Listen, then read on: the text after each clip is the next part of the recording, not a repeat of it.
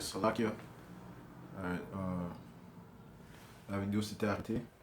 Donc, continuons au livre d'Amos, chapitre 8, verset, verset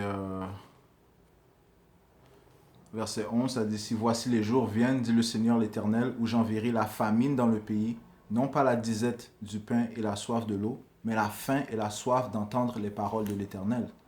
Ok? Et ceci s'accomplira lorsque, comme on a dit, Yahweh Bashim Yahushai va retirer sa parole. Ok? Il va retirer ces hommes, les prophètes, qui sont propagés dans les quatre coins du monde, qui sont en train de pousser cet évangile, cette lumière. Ok? Yahweh Bashim Yahushai va les retirer. Il va utiliser Issa Edom, ok? Afin de retirer cette parole. Ok? Ok? Donc, Issa Edom va intensifier son obscurité. Donc, il va intensifier son oppression. Verset 12. Ils seront alors errants d'une mer à l'autre, du septentrion à l'orient. Ils iront ça et là pour chercher la parole de l'Éternel et ils ne la trouveront pas. Donc, les gens vont essayer de trouver des réponses, de chercher des réponses, mais ils ne le trouveront pas. Ok?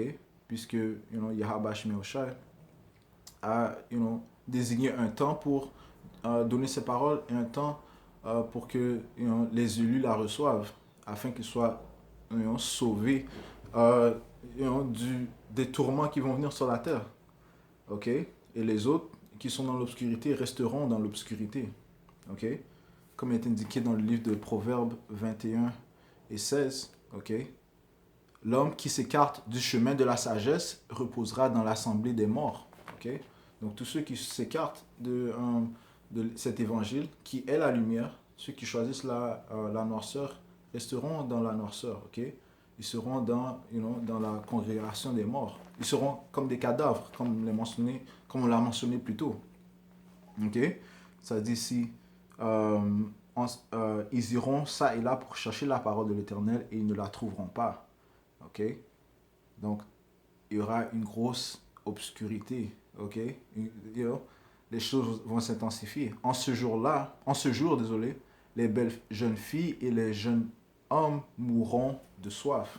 Ok? Ils mourront puisqu'ils n'ont pas cette source de vie. Ils n'ont pas de lumière. Ok? Ok? Et encore une fois, qui représente cette obscurité? Issa Edom, puisque c'est lui qui est présentement au pouvoir. Et c'est lui qui promouvoit, encourage l'opposition des statuts, lois et commandements de Yahweh Ba'ashem Yahushai. Allons au livre de Job, chapitre 10 et verset 21. Avant que je m'en aille, pour ne plus revenir dans le pays des ténèbres et de l'ombre de la mort. Ok, parlant d'Amérique. Ok, pays d'une obscurité profonde où règne l'ombre de la mort et la confusion. Ok, et où la lumière est semblable aux ténèbres. Ok, donc ils nous présentent leurs idéologies, leur philosophie comme étant la lumière, mais en fait, ils ne mènent qu'à la mort. Ce sont les ténèbres. Finissons le livre de Psaume, chapitre 23, et verset 1. L'Éternel est mon berger, je ne manquerai de rien. Il me fait reposer dans de verts pâturages, il me dirige vers des eaux paisibles. Il restaure mon âme, il me conduit dans les sentiers de la justice à cause de son nom, Yahweh Ba'ashem Yahushai. Quand je marche dans la vallée de l'ombre de la mort, ici présentement en Amérique, okay, sous le règne des Édomites, okay, nous marchons dans la vallée de l'ombre de la mort, okay, puisque toute chose, si tu veux participer dans ce qu'ils offrent, ce que cette société offre, mènera à la corruption, okay, mènera à la mort.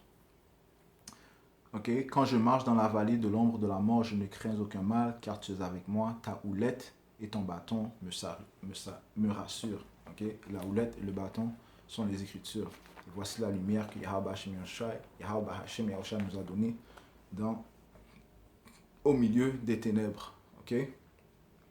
Okay? Et encore une fois, qui représente les ténèbres, qui représente l'obscurité? Issa Edom. Okay? Alright, so Je veux donner tout honneur, toute gloire à Yahweh, par Hashem Yahushai, par Hashem Hakudash. Double honneur et respect aux apôtres de Great Millstone qui m'ont appris le témoignage de Yahweh Hashem Yahushai. Ok, ces écritures.